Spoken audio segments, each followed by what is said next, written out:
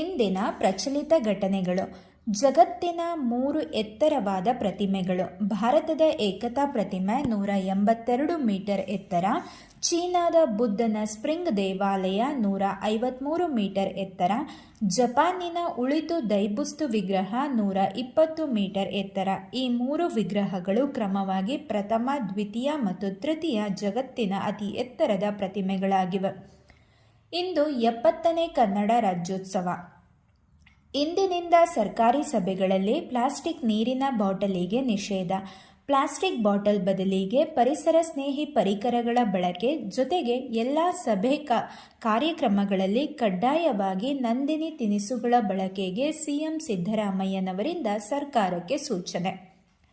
Electric ದ್ವಿಚಕ್ರ ವಾಹನಗಳ ಉತ್ಪಾದನೆಯಲ್ಲಿ ಮುಂಚೂಣಿಯಲ್ಲಿರುವ ಏತರ್ ಕನ್ನಡ ರಾಜ್ಯೋತ್ಸವದಂದು ತನ್ನ ರಿಜ್ದ ಸ್ಕೂಟರ್ ಡ್ಯಾಶ್ ಬೋರ್ಡ್ನಲ್ಲಿ ಕನ್ನಡ ಭಾಷೆಯನ್ನು ಪರಿಚಯಿಸುತ್ತಿದೆ. ನವೆಂಬರ್ 1ರಿಂದಲೇ ಈ ಮಾದರಿಯ ಎಲ್ಲ ಸ್ಕೂಟರ್ಗಳಲ್ಲಿ ಕನ್ನಡ ಲಭ್ಯವಾಗುವಂತೆ ಸಾಫ್ಟ್ವೇರ್ ಅನ್ನು ಅಪ್ಡೇಟ್ ಮಾಡಲಾಗಿದೆ. ರಿಜ್ದಾಲ್ಲಿ 8 ಸ್ಥಳೀಯ ಭಾಷೆಗಳನ್ನು ಸೇರಿಸುವುದಾಗಿ ಏತರ್ ಮೊದಲೇ ಘೋಷಿಸಿತ್ತು. ಅದರಂತೆ ಈಗಾಗಲೇ ಹಿಂದಿ ಸೇರ್ಪಡೆಯಾಗಿದೆ. ಇದೀಗ ಕನ್ನಡದ ಸರದಿ.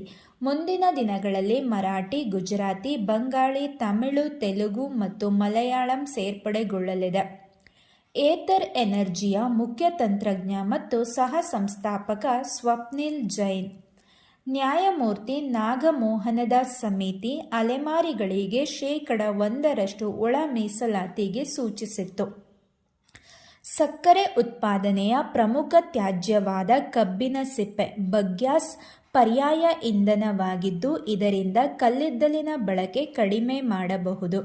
ಸಕ್ಕರೆ ಉದ್ಯಮದ ಮತ್ತೊಂದು ತ್ಯಾಜ್ಯವಾದ ಕಾಕಂಬಿ ಮೊಲಾಸಿಸ್ ಈಗ ಸಂಪೂರ್ಣವಾಗಿ ಎಥೆನಾಲ್ ತಯಾರಿಕೆಯಲ್ಲಿ ಬಳಕೆಯಾಗುತ್ತದೆ.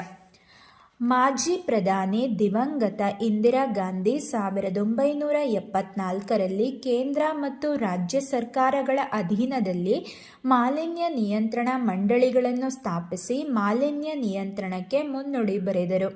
ಈಗ ಕರ್ನಾಟಕ ರಾಜ್ಯ ಮಾಲಿನ್ಯ ನಿಯಂತ್ರಣ ಮಂಡಳಿ 50 ವರ್ಷ ಪೂರೈಸಿ ರಾಜ್ಯಾದ್ಯಂತ ಸುವರ್ಣ ಮಹೋತ್ಸವ ಆಚರಿಸಿಕೊಳ್ಳುತ್ತಿದೆ. ಕರ್ನಾಟಕ ರಾಜ್ಯ ಮಾಲಿನ್ಯ ನಿಯಂತ್ರಣ ಮಂಡಳಿಯ ಅಧ್ಯಕ್ಷರು PM ನರೇಂದ್ರ ಸ್ವಾಮಿ. ಇಂದಿರಾ ಗಾಂಧಿ 1972ರಲ್ಲಿ ರಾಷ್ಟ್ರೀಯ ಪರಿಸರ ಯೋಜನೆ ಮತ್ತು ಸಮನ್ವಯ ಸಮಿತಿ ರಚಿಸಿದರು. ಅದೇ ವರ್ಷ ಅಳಿವಿನಂಚಿನಲ್ಲಿರುವ ಪ್ರಾಣಿ ಪಕ್ಷಿಗಳ ಪ್ರಭೇದವನ್ನು ರಕ್ಷಿಸಲು ವನ್ಯಜೀವಿ ಸಂರಕ್ಷಣಾ ಕಾಯ್ದೆ 1970